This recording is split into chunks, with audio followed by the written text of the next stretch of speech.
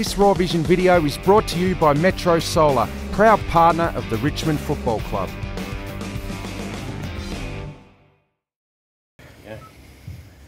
Well, Damien, let's talk about Richmond's gesture for Adam Goods. Why have the players and the club administration decided to do that? Yeah, I think it was a conversation between our leadership group and Shane Edwards, and they came to the conclusion they like to support Adam. And the fact of the matter is, it's bullying at best and racism at its worst. So, from our situation, we just wanted to throw our support. You know, it's not something the AFL community want to see. One of the greats of our game not playing because of this impact. So, you know, players have made a stand and want to support Goodsy in this way.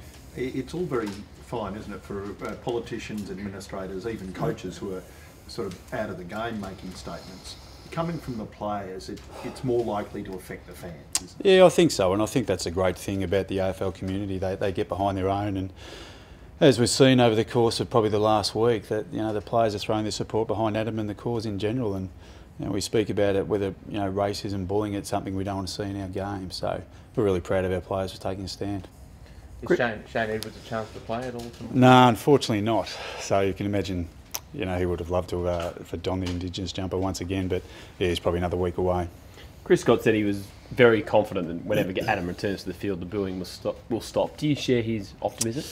Look, we'd like to hope so. I think there's always going to be, in effect, the peanut gallery out there that are going to take the lowest, you know, form of that sort of behaviour. So from our point of view, we're probably never going to completely stamp it out, and that's part of the unfortunate part of our game overall. But the majority of fans are very respectful, and you know, I think they feel if it's going to upset someone, they'll eradicate the behaviour. But the reality is, it's probably always going to be there in some form. Have you ever seen it as concerted as this, Tony? No, I don't think so. I must admit, when it first started, I thought, oh, it was, you know, it was just booing, and then I thought, well, maybe it is growing to racism, and then it's just become a bullying mentality for mine. And you know, it's incredibly disappointing that, as we've spoken about, it's forced one of our game's greatest players out of it for whether it's this week or weeks coming. So it's really disappointing, and you know, we hope that, you know, the symbolism of what we're doing this week and the other clubs, you know, promoting that we're not prepared to stand for this, you know, takes ground, and we can move forward. You said earlier in the week you watched Hawthorn, you were in awe of them. Do you have to make sure your players aren't in awe of them?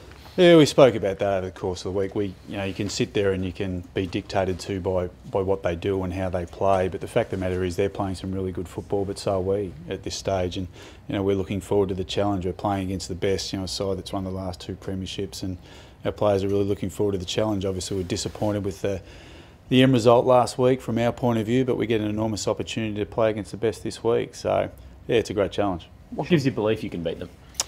Oh, I think our form over the course of not only the recent, but the form over the last 6 to 12 months has been pretty respectful from that point of view. We won a lot of football games, played some good opposition, and have got the job done. And you know, the faith we've got in this group from a coaching and playing group is outstanding, and we think we're capable of when we play our best, of beating the best. So this will be a great challenge for our boys. We're very confident that if we play our best footy, we can get the points. Sean Hampson back. Will he play this week? No, he won't play this week. He'll probably take a week off and make sure we get it right. We just don't want to push the envelope and put him in a bit of a hole with regard to his recovery on that ankle, so he'll take this week. Look, we could have quite possibly forced it and got him to train today, but if it didn't come up, it's probably going to force him out another week, so we'll just take a week at this stage. Do you retain the 3-pronged tall forward line? Does that throw Mick Bean into the mix? Yeah, possibly. He's been in pretty good form. I think he's kicked 15 goals over the last 3 to 4 weeks, so he's certainly put his hand up, as has David Asprey, these type of players. So we'll have selection after training today and make the call there. Obviously, you know, Hawthorn's backline's very good with their tall backs, and you know, Brian Lake, Gibson, Frawley will probably come back in as well. So we're to make sure we're capable of controlling those blokes, because if we don't, they drop off mark and start their offence pretty easily. Would you think Reece Conker would come back in? Yeah, he'll be a chance. We're pretty happy with his form last week. We did say to him at various stages, if he gets close to 30, he might be a chance. I think he had 28 3/4, so he's through down the challenge. But look, he's an important player, so once again, it'll be a selection dilemma. He's played 2 games now. You know, quite possibly we'd like him to play another one, but the fact of the matter is his form's been very good. He's looked as good since my time at the club. He's fit, he's ready to go. Hasn't played all year, so he should be fit and fresh. So Your players still pretty angry about what happened last week, and can that be a positive going into tomorrow night? Oh, I think so. Look, we addressed that pretty early on Monday. you know, the disappointment turned to anger, but that anger's got to turn into performance, and that's what we're looking forward to. And you know, the great thing about our group is they're pretty resilient. They realise we went through the areas of our game that we should have nailed and got better, and you know, we learned from those and we moved on pretty quickly to a formidable opposition this week. So yeah, we're looking forward to that, the players taking that and making sure we're responding this week. The focus seemed to be on Basher obviously after that. How has he handled that? Oh, he's been terrific. You know, we probably spoke about it after the game that we knew that focus was going to be on Basher, but the reality is we kicked 28, you know, we have 28 shots on goal, we kicked 10 goals to 18. So my focus while on that from a learning point of view was firmly on other parts of our game that should have been better, goal kicking being one of them. So from our point of view, we moved on pretty quickly. He's a resilient lad. He moved on. We have too. There's a lot of people talking about top 4, but are the players sort of aware that a couple of slip-ups and you're out of the 8? Yeah, we probably tend not to focus on the long term. We focus on, as we've spoken about previously, that boring old factor, the block of 4 that we start again this week. So we just worry about what's in front of us. It's an important, you know, block coming up. Hawthorn start, then we go to Adelaide after that. So the games are tough. Every game's tough at this time of year. And Ben Griffiths, is he out the season?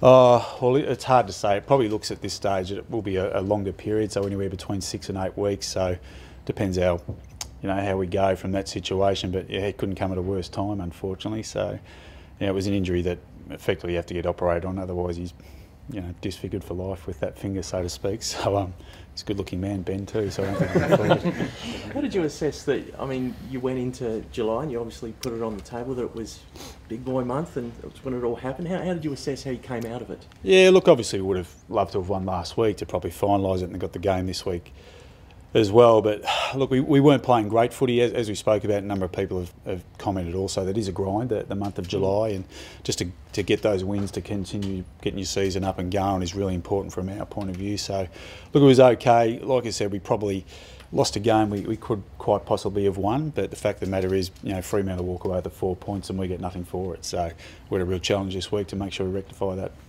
You had a good recent record in recent times against them. Why is it that you tend to match up well and perform well against them? Oh, yeah, we have. I think we've won 2 out of the last 3. And look, there's a number of reasons. Based mainly, the first one was, I think the first 2 games we beat them, we smashed them in contested ball. You know, I think it was plus 25 differential both times. So there's a template there that we like, but it's easier said than done. It's easy to have the answers, but to get the equation is probably the difficult thing against a quality side like Hawthorn. They're playing as good as football as I've seen them play. We're playing probably as good a football as I've seen us play for a period of time also. So we're looking forward to a great game. Not sure if you're aware, one of the betting agencies already paid out on Hawthorn for the flag. Have they gone a bit early, do you think? Yeah, I don't know. Betting in football, probably one of the things I'm not actually that inclined to speak about, to be perfectly honest. So yeah, I'll leave that one alone. Does last week sort of loss just on your journey to be a premiership contender you inevitably have and learn lessons from? I think so. It's probably the thing you see from our boys, the disappointment after that loss, where it's probably to the stage now where it's a game you should have won that got away, and you know, the disappointment was evident after the game on our players, and you know, even our coaching staff were really disappointed. It was a gut-wrenching loss.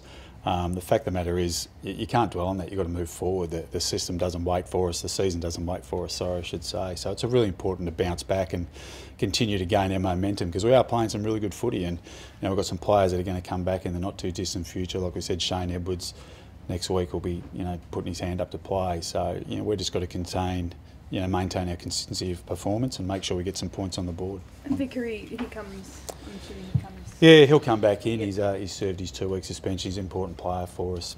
We like what he performs up forward, but we also, you know, he's capable around the ground also. So he's a goal kicker, so he'll slot back in. And the break for him, could that have been a blessing in disguise? Yeah, we got a little bit of work into him, you know, from a physicality point of view, but you know, ideally we'd love him on the park. So you know, our thing with Ty is he does tread a fine line, and the majority of those aggressive players do, so we'd prefer him to be on the footy field helping us rather than on the sidelines. But you know, he probably knows us. He owes us a couple of big games, and hopefully this is one of the weeks he repays that. Has he got his tooth back in yet? Yeah, I think so. Look, he's an unattractive man anyway, so he has. Yeah, I think he got some dental work pretty much straight away, Ty. So yeah. Can it be a statement game this week? Do you allow yourself to build it up like that, or is it more insular, the focus? Oh, it's more insular. We just focus about what we control. The thing is with Hawthorn, you can go chasing their matchups all the way around, but their flexibility is well known.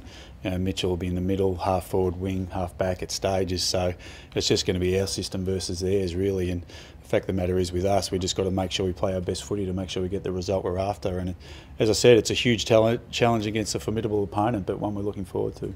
Plenty of ex-Hawthorn people coaching teams up near the top of the ladder, and Bolton's in the race for the Carlton job. What is it about Clarkson?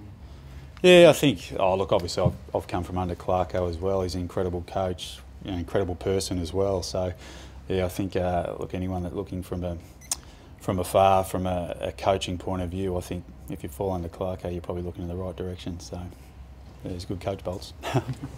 Thanks, guys.